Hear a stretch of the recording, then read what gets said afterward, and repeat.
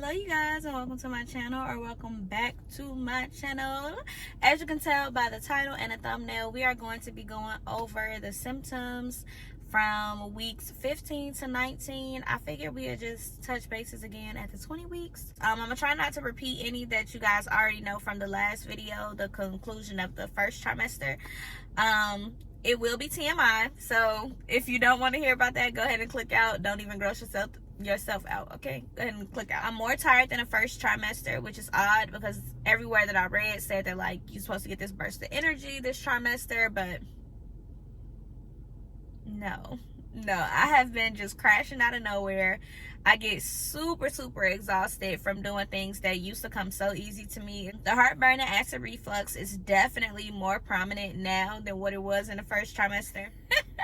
And this is a more TMI portion. I have had way more discharge than I think I've ever had in my life, which is very uncomfortable. Just from having to like go to the bathroom more often, or try to wear panty liners, or whatever the case is, try to wear certain types of undergarments just to prepare for whatever may happen when you pull your clothes down, you know. Anyway. Also TMI though, I have issues with my bladder now that I did not have, and it could just be from my uterus pressing on it or the baby being there, but it seems that my bladder is always full. There's always something in it. If I drink a bottle of water, I'm going to go to the bathroom probably 4 or 5 times. If I'm gagging, or if I have like a spell of coughing or sneezing too hard, I'm having a little bit of pee come out. So I'm spending a lot more time in the bathroom and changing hygiene habits and stuff.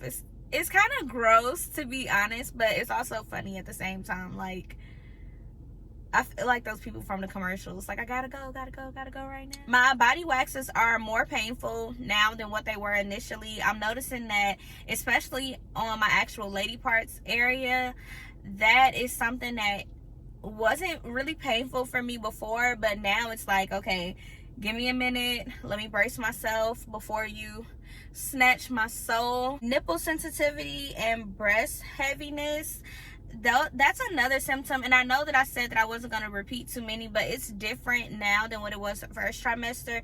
This trimester, it's like I can kind of feel my skin stretching, and the sensitivity is to a point of like they feel more full, not necessarily like a cup size or anything like that, but just it feels that my breasts are a lot heavier now. And if I try to lay on my side, or if I try to lay not on my stomach but kind of slanted, I feel the pressure, and like, I don't know, it kind of feels like laying on water balloons. Like if you've ever squeezed a water balloon, or squeezed, or whatever the term is, you could feel it become like the tension on each end and stuff like that, and you could feel the elasticity in your hand like becoming tighter. That's the way that I would describe my boobs and how they feel. Eczema and acne, again, is similar. Well, it started in my first trimester, but it's a lot more now. Like, I don't know if you guys can see it, but like in my forehead here, I break out a lot here. Also, like, I started to have some like acne here and on my back, my shoulders, places that I never had acne. Like, I never had acne to begin with, but now it is, I don't know, it's outrageous. Like, I feel like I've tried all these skincare things, and I've just gotten to a point of being like, whatever, let this baby do what it's gonna do. Let's see, having a more difficulty getting comfortable when I sleep. That's just between having to go to the restroom, trying to find more comfortable ways to sleep with my back hurting, with my boobs being water balloons, or whatever you want to call it. The vivid dreams, just all of that factored in makes it very difficult to get a good night's sleep. I also started to have hot flashes, like severe hot flashes. Like, I'm sweating, like everyone else is freezing, and I'm like, it is so hot in here, like a mess. My last and final symptom, around 18 weeks, maybe a little further into 18 weeks, like 18 weeks and 3 days or so, I started to be able to distinguish that it was the baby moving and not just like gas or a familiar feeling. Like I've noticed like a schedule, a sleep pattern, I suppose. I noticed that when I eat certain things, the baby will move, or if I'm playing certain things, or if my husband comes around and the baby hears his voice, like the baby will start moving. But that's all for symptoms. I will say with this coronavirus, it's made things a lot more difficult. With just getting in touch with people. We were in the process of trying to move. That's become at a complete standstill right now, which is very stressful now that I've hit like the 5-month point, because I didn't want to be trying to move while I was big and pregnant or fresh after having BJ.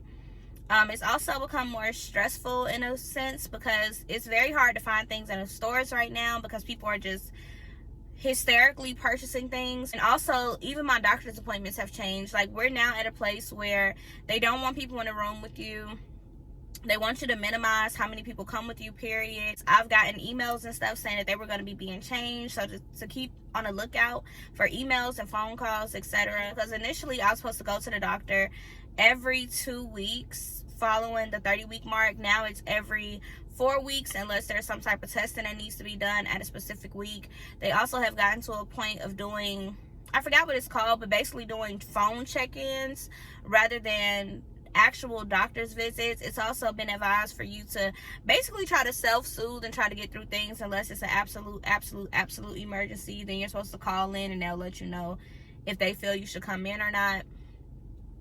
Which I think for a first-time mom, it adds some extra stress because you don't know what's normal as of yet.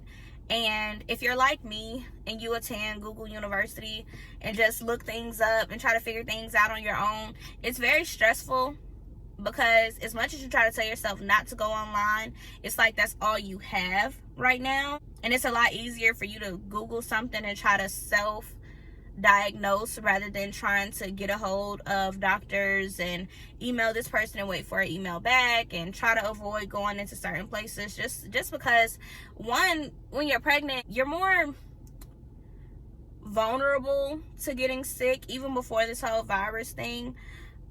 And I am definitely aware of that because I ended up getting the flu while I was pregnant in the very, very beginning, just from going to a children's doctor's office. So I definitely have taken heed to that and tried to move more cautiously since I'm pregnant. But I don't know, it's very, very overwhelming. But I'm gonna wrap this video up. Thank you guys for tuning in. Make sure you give this video a thumbs up, share, subscribe, comment. Like I said, give this video a thumbs up, share, subscribe, comment, and if you haven't already, please turn on your post notifications.